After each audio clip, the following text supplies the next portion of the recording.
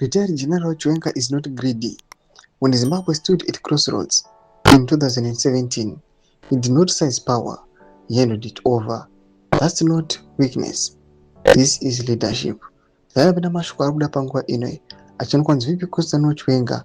People might call him he's very greedy, ari power hungry, ari kufighting kusucceed mutungamiri wenyika, or fighting for his political survival. And that's not. This man anonyatso kuziva kuti role yake ndeipi, and unatso make sure kuti the integrity of the country, the liberation credentials are restored and maintained. You subscribe or like on the bell icon.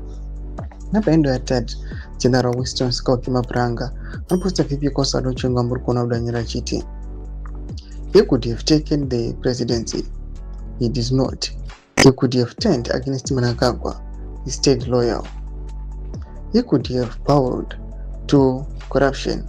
He chose principle. Retired Chiwenga showed restraint, discipline, and dignity. That's the mark of a gentleman, not a tyrant. Zimbabwe needs leaders who serve, not dominate.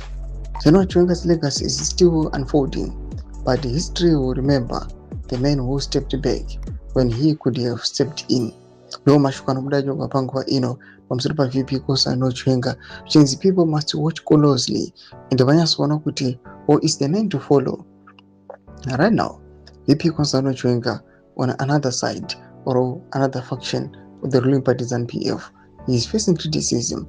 If you take a look in the Politburo, VP Constantine Chiwenga is being attacked, but this man is the man who was made all these people in the Politburo to survive. Otherwise, vaifana kunge vakaoverthrowiwa tisingachazivi nezvavo. Ndinakome section medu dzofungira aim kuti dipa pamusoro pechitiko ichi. Usaona subscribe or like channel bell icon.